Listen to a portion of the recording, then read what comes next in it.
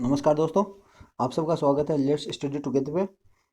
आज की news discuss करने से पहले थोड़ा सा मैं आपको न्यूज़ के बारे में बताता हूँ कि मैं भी जो भी न्यूज़ यहाँ पे डिस्कस करता हूँ वो ऑथेंटिकेटेड वेबसाइट जो गवर्नमेंट की पीआईबी हो गई, प्रेस इंफॉर्मेशन ब्यूरो हो गया, द हिंदू न्यूज़पेपर हो गया, ऑल इंडिया रेडियो हो गया और गवर्नमेंट की मिनिस्ट्री से लेता हूँ।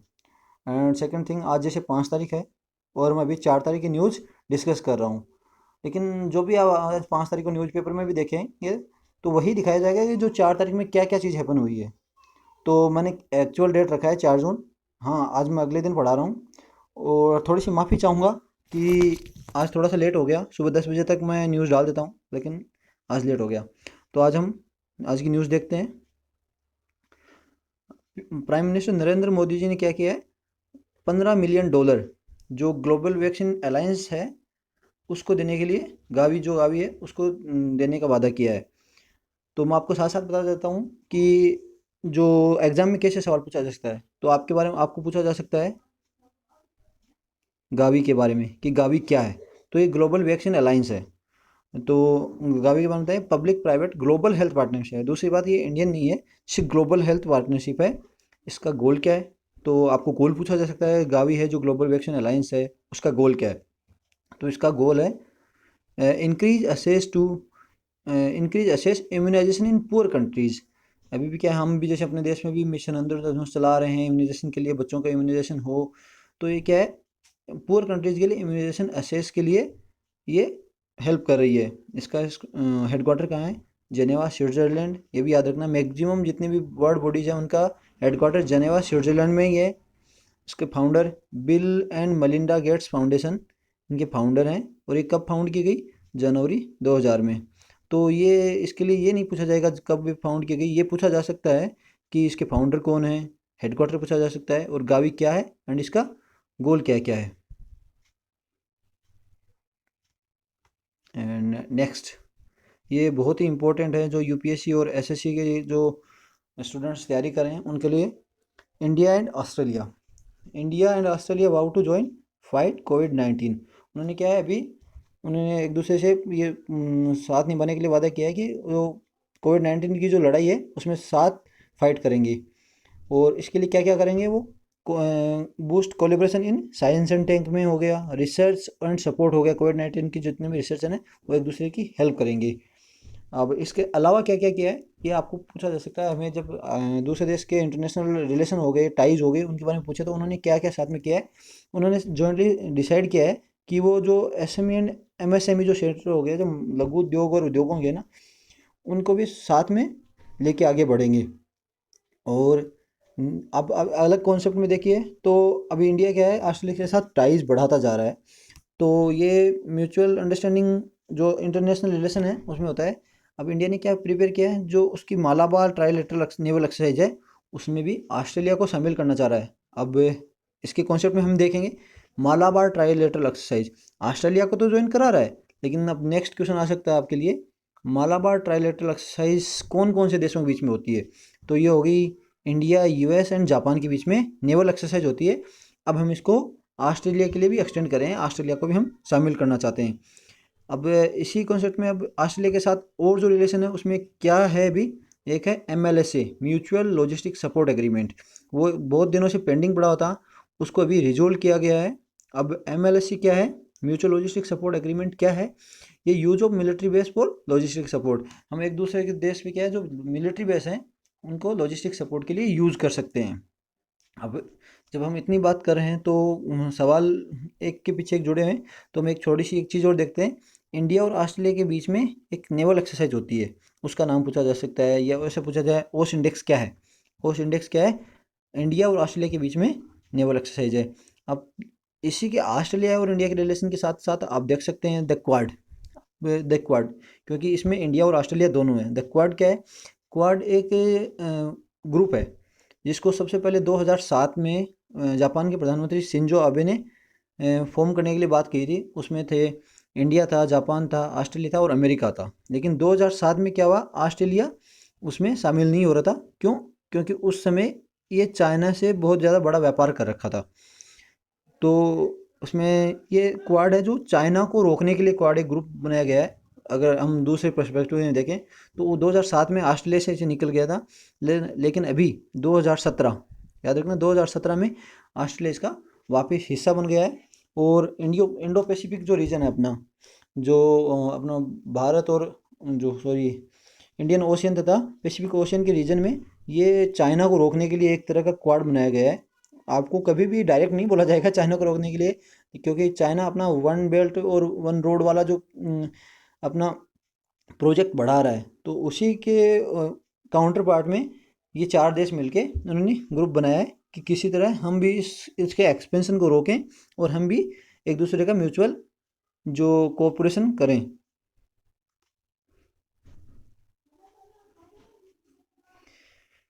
नेक्स्ट न्यूज़ है री establishment of pharmacopoeia commission for Indian medicine and homeopathy under ministry of Ayush. ये याद रखना ना, बहुत बड़ा नाम है, लेकिन PCAI M&H आ जाएगा।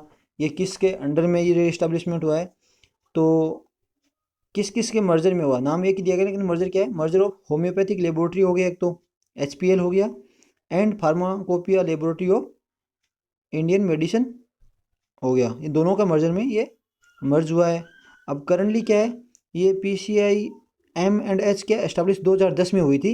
ये इटालियन एक ऑटोनोमस बॉडी थी जो मिनिस्ट्री ऑफ आयुष के अंडर काम करी थी, लेकिन अभी दो का मिला दिया गया है।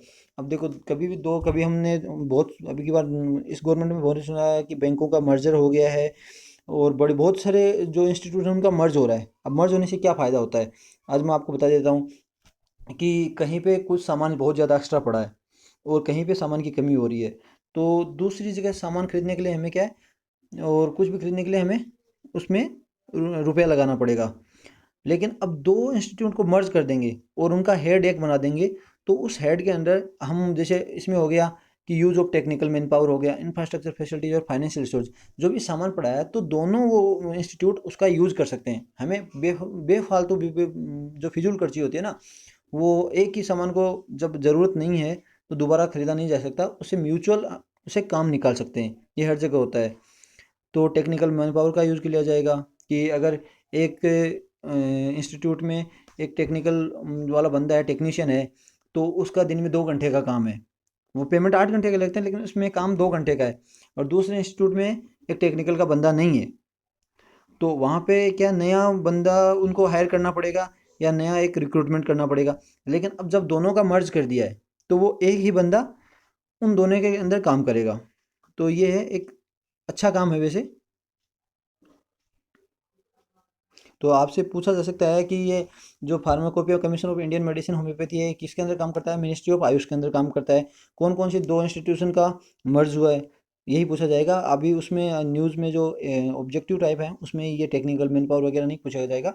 ये आपको जब आप उसमें जब सब्जेक्टिव में लिखते हो तब आप इसको बना के लिख सकते हो कि अच्छा है गलत है, आप क्रिटिकल क्रिटिक्स में जाओगे, सपोर्ट करोगे, उसमें ये काम आता है। नेक्स्ट न्यूज़ है इंडिया एंड भूटान की।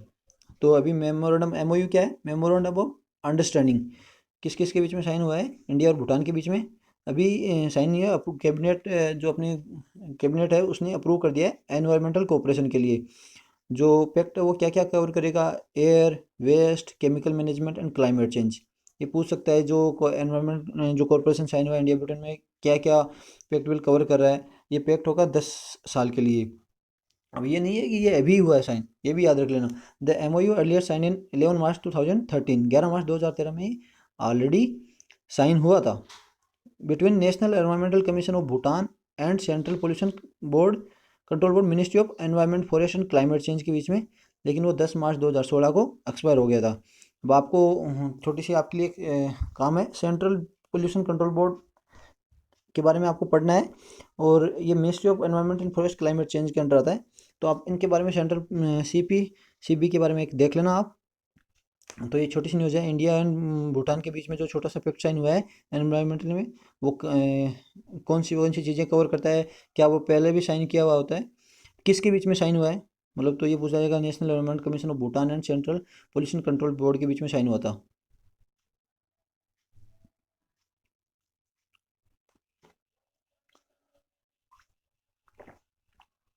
अब नेक्स्ट न्यूज़ है empowered group of secretaries and project development cell approved by cabinet. आपने इतने दिन न्यूज़ में सुनी होगी कि एम्पावर्ड ग्रुप ऑफ मिनिस्टर्स हो गए, जो गवर्नमेंट नरेंद्र मोदी गवर्नमेंट ने बंद बंद कर दिया, फिर वापस चालू किया। कौन सी गवर्नमेंट? इतने एम्पावर्ड ग्रुप ऑफ मिनिस्टर्स थे। अब नई चीज़ आई है, एम्पावर्ड ग्रुप ऑफ सेक्रेटरीट्स। तो ये हर गवर्नमेंट में प्रोज एंड कॉन्स होते रहते हैं, कोई उसका बंद कर देता है, कोई नहीं चालू कर देता है, कोई पुरानी गवर्नमेंट के जो फॉर्म मिनिस्टर हैं उनको बंद कर देता है, फिर 10 दिन के बाद उनको याद आता है कि वो सही थी, फिर चालू करते हैं। तो ये चलता रहता है, लेकिन ये एक नई चीज़ है, एम्पावर्ड ग्रुप ऑफ सेक्रेटरीज हो गया। ऑब्जेक्टिव क्या है? Attracting investment India. इसका ऑब्जेक्टिव, जो एम्पावर्ड ग्रुप ऑफ सेक्रेटरीज है उनका ऑब्जेक्टिव क्या है? Attracting investment India. अब ये जो इसमें कौन कौन सदस्य हैं? तो कैबिनेट जो सेक्रेटरी होता है, ये पूछा जाएगा जो एम्पावर्ड ग्रुप ऑफ सेक्रेटरीज है उसका चेयरपर्सन कौन होगा। ये सवाल डेफिनेटली आएगा, मैं बताता हूँ 100%।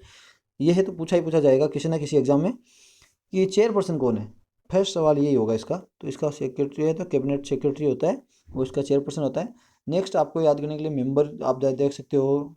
तो ये 11, एक नीति आयोग का CEO हो गया, इसका चेयर जो अदर मेंबर है। फिर हो गया secretary of department of commerce हो गया, सेक्रेटरी डिपार्टमेंट ऑफ रेवेन्यू हो गया, सेक्रेटरी डिपार्टमेंट इकोनॉमिक अफेयर्स हो गया, secretary of department of promotion and industry trade हो गया। अब इसका इंक्लूड जो दूसरा जो ऑब्जेक्टिव इंक्लूड कर रहा है क्या? Ensure timely clearance attracting increase. किसी भी अगर कोई इंडस्ट्री हो गया, उसका कोई भी रिजोल्यूशन हो गया, उसको टाइमली क्लियरेंस देंगे और इन्वेस्टमेंट में बढ़ावा देंगे, जैसे बाहर की विदेशी कंपनियां क्या है अपने देश में इन्वेस्ट कर सकें। तो इसका मेन जो क्वेश्चन बनता है वही है कि इसका चेयरपर्सन कौन है? तो वह है गवर्नमेंट सेक्रेटरी, है ना। अब एक नेक्स्ट न्यूज़ है, स्वदेश। स्वदेश क्या है? To conduct skill mapping of citizen returning under Vande Bharat mission. अब इसमें आ गए दो सवाल आ गए, स्वदेश क्या है and Vande Bharat mission. Vande Bharat mission क्या था? ये जो अभी कोविड-19 के चलते, लॉकडाउन के चलते हमारे बहुत से जो कामगार दोस्त थे जो खाड़ी देशों में और इधर मालदीव वगैरह में फंस गए थे, उनको निकालने के लिए एक मिशन चलाया गया था। उसमें वंदे भारत मिशन, जिसको नाम दिया गया था वंदे भारत। इसमें कौन सी फ्लाइटों ने ऑपरेट किया था? Only air India, air Indian express ने काम किया था, जो इनसे निकाला गया था। तो अब स्वदेश की फुल फॉर्म क्या होगी? Skilled worker arrival database for employment support. तो ये याद रखना, skilled worker arrival database for employment support. अब नेक्स्ट क्वेश्चन हो गया, पहले तो ये हो गया स्वदेश, इसमें जो कहाँ से आ रहे हैं उन बंदों के लिए है, और लॉन्च किसके द्वारा किया गया? Ministry of skill development and entrepreneurship. ये भी याद रखना कौन सी मिनिस्ट्री ने डेवलप किया, क्या है, लॉन्च किया है। तथा पार्टनरशिप कौन सी मिनिस्ट्री है? Ministry of external affair and civil aviation. अब आप बता सकते हो कि मैंने इसने लॉन्च किया तो ये पार्टनरशिप में क्यों थी दोनों? क्योंकि स्वदेश में क्या है, बंदे बाहर से लेके आए हैं दूसरे देशों से। तो इसमें मिनिस्ट्री ऑफ एक्सटर्नल अफेयर दूसरे देशों से लेके आए हैं, तो उनका डाटाबेस भी चाहिए ना, कौन कौन आया है और कौन लेके आ रहा है। इसमें जब फ्लाइट से आएंगे तो एविएशन मिनिस्ट्री है, उनका डाटा उनका कलेक्ट करने के लिए। तो ये और स्किल वाली ज़रूरी है ये। तो 3 मिनिस्ट्री का इसमें रोल है। Tapping into fulfilling the demand of foreign and Indian companies. अभी क्या है, हमारा आशा है कि यहाँ पे बहुत सारी जो इंडियन कंपनीज हैं, फॉरेन कंपनीज एस्टाब्लिश होंगी, तो उनकी डिमांड होगी, लेबर की होगी, उनको स्किल लेबर भी चाहिए, अलग अलग तरह के लेबर चाहिए। तो उनकी डिमांड को फुल कर देंगे, क्योंकि हमारी गवर्नमेंट के पास डाटाबेस रहेगा, ये बंदा मतलब किसी काम के लिए अच्छा है, कोई ड्राइवर है, तो उनको ये उनका जो फुल क्या बोलते हैं उसको, डाटा प्रोवाइड कर देंगे। तो उसके लिए अब डाटा कैसे प्रोवाइड होगा उन कंपनीज को? सिटीजन जो इंडिया आ रहे हैं उनको क्या है, एक स्वदेश स्किल कार्ड फिल करना पड़ेगा। और मेरी आपसे भी यही गुजारिश है कि जो भी न्यूज़ देख रहा है वो प्लीज़ अपने आसपास में रहने वाले बंदों को बताएं, क्योंकि ये न्यूज़ कुछ है न्यूज़ बन के रह जाती हैं। अपने पड़ोस वालों को पता नहीं रहता, कोई न्यूज़ नहीं पढ़ता, उनको पता नहीं होता। वैसे तो जो आ चुके हैं, फिर भी क्या है, एक बार फिर दोबारा बता देना आप, उनको भी बताया जाएगा। जैसे मिनिस्ट्री ऑफ सिविल एविएशन ने क्या है, एयर इंडिया और एयर इंडियन एक्सप्रेस को ऑलरेडी डायरेक्ट कर दिया है कि आप फ्लाइट में ये अनाउंस करोगे कि वो बंदे जाके एक ऑनलाइन स्वदेश कार्ड फिल करेंगे, स्किल कार्ड फिल करेंगे, जिससे उनको आगे जाके जॉब मिल सके। इसको इससे हेल्प क्या होगी? Demand and supply job market में रिड्यूस हो जाएगी, क्योंकि उनका डाटाबेस कंपनीज के पास रहेगा।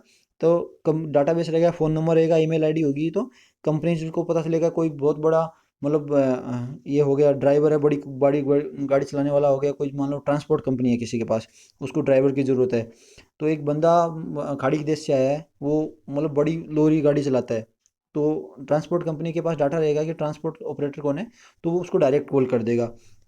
किसी को क्रेन ऑपरेटर की ज़रूरत होगी, तो कोई खाड़ी देश में क्रेन ऑपरेटर काम कर रहा था, तो वो डायरेक्ट उसे कांटेक्ट कर पाएंगे।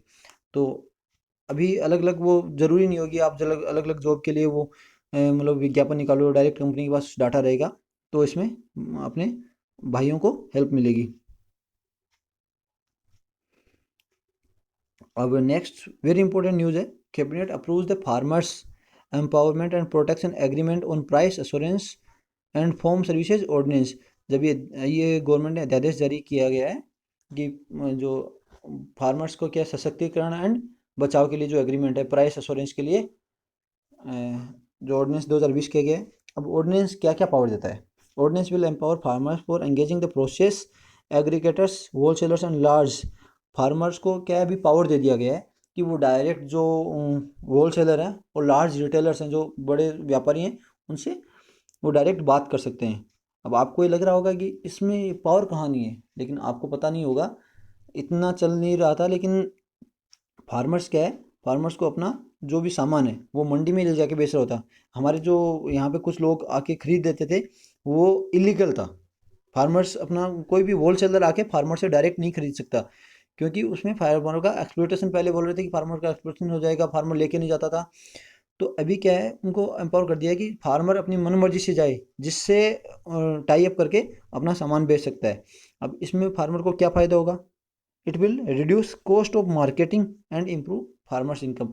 अब गवर्नमेंट ने पहले तो एक एमएसपी लगा दिया कि इससे ज़्यादा इससे कम वो खरीद नहीं सकते हैं, कोई भी हो गया।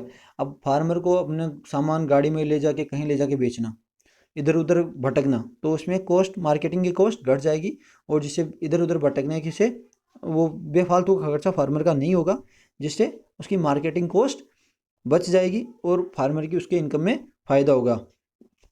और अभी इसमें एक नया प्रावधान रखा गया है, सेल्स, लीज और मोर्टेज of farmer land totally prohibited. इसमें क्या है, जो फार्मर की जो ज़मीन है उसको सेल लीज पे रखना वो टोटली प्रोहिबिटेड हो जाएगा। फार्मर की जो लैंड है वो कोई भी रिकवर नहीं कर पाएगा कि उसमें ये लिया, ब्याज लिया, कुछ रुपए लिए, तो उसको रिकवर किया जाएगा। उसकी लैंड को प्रोटेक्ट किया गया है। ये बहुत ही एक इंपॉर्टेंट न्यूज़ है, क्योंकि बहुत से गरीबों को क्या है, जो ज़मीन है ना, लोग हथिया लेते हैं रिकवरी के रूप में, तो उसको प्रोटेक्ट किया गया है। और अगर कुछ ऐसा हो जाता है लेन देन में, तो उसके लिए इफेक्टिव डिस्प्यूट मैकेनिज्म भी प्रोवाइड किया गया है। और इसी में क्या है, प्राइवेट सेक्टर इन्वेस्टमेंट हो जाएगा, क्योंकि जब व्यापारी हैं वो डायरेक्ट फार्मर से ले जाएंगे। अब फार्मर को रहेगा कि मुझे इतने में देना है, आपको देना है तो दो, नहीं देना है तो मत दो। तो प्राइवेट सेक्टर भी इन्वेस्टमेंट आ जाएगी, हाँ अच्छी खासी, अगर फार्मर को अच्छी फसल है तो उसको रुपए दे देगा। और एक दूसरी न्यूज़ क्या है, अब फार्मर क्या है, क्रॉस बॉर्डर। अब जैसे हम राजस्थान की बात कर लेते हैं, राजस्थान के बॉर्डर में हरियाणा स्टेट लगता है और कुछ के यूपी बॉर्डर लगता है, लेकिन क्या है, फार्मर क्या है, अपनी फसल अपने स्टेट के मंडी में बेच सकता था। रियली ये बता दूँ, आप सोचते होंगे जाते होंगे कोई नहीं रुकता, वो इलीगल था, चाहे पुलिस वालों को 10 रुपये दे के जा रहे हों, लेकिन वो ऐसे फार्मर नहीं जा सकते थे। लेकिन अब क्या है, अगर फार्मर को अपने स्टेट की मंडी में कम पैसा मिल रहा है और दूसरे स्टेट की मंडी में ज़्यादा रुपये मिल रहा है, तो फार्मर अपने अनाज को दूसरे स्टेट की मंडी में ले जाके बेच सकता है। तो आप ये मेरा मोस्ट इम्पोर्टेंट किसके लिए हो गया, जो यूपीएससी हो गया, एसएससी के बंदे हैं, जो एससी कमांडेंट हो गए, उनके लिए बहुत, जो ये डिस्क्रिप्टिव आंसर लिखा जाता है उसके लिए बहुत इंपॉर्टेंट क्वेश्चन है एक तरह का, कि फार्मर की इनकम को बढ़ाने के लिए क्या क्या किया गया है। उसमें आ जाएगा रिड्यूस ऑफ कॉस्ट मार्केटिंग हो गया, जो ऑर्डिनेंस अध्यादेश है, अभी ये अध्यादेश है, जैसे ही संसद का सत्र शुरू होता है तो ये इम्प्लीमेंट किया जाना ज़रूरी है। तो आप याद रख लेना थोड़ा इसको, और आप बता भी देना आप अपने साथ पड़ोस को। एंड आज था international day of innocent children victim of aggression, 4 जून को। जो बच्चे हैं वो अग्रेशन के शिकार हुए हैं, उनके लिए ये दिन सेलिब्रेट किया जाता है 4 जून को। कब से इस्टेब्लिश किया गया है? 19 अगस्त 1982 से। फोकस कब हुआ था? ये 1982 में लेबनान वार हुआ था, उस पर फोकस किया गया है। उसमें बहुत सारे बच्चे एग्रेशन के शिकार हुए थे, और ये डे जो यूनाइटेड नेशंस का कमिटमेंट है उसको अफर्म करता है कि बच्चों के राइट्स को सेव प्रोटेक्ट किया जाए। तो ये याद रख लेना थोड़ा सा, क्योंकि ज़रूरी भी है बच्चों का शोषण नहीं होना चाहिए। बच्चे एक भगवान का रूप होते हैं। तो ये थोड़ा सा आपको न्यूज़ में रखने है मेन में कि innocent childrens victim aggression international day कब है, 4 जून को है। और कब एस्टेब्लिश किया गया है, 19 अगस्त 1982 को। लेबनान वार आपसे नहीं पूछा जाएगा वैसे। And thank you very much friends मेरे साथ जुड़ने के लिए। आप इस सारी लेक्चर का PDF चेक कर सकते हैं SKVincher.blogspot.com पे। वहाँ पे इसका आपको PDF मिल जाएगा। Thank you very much.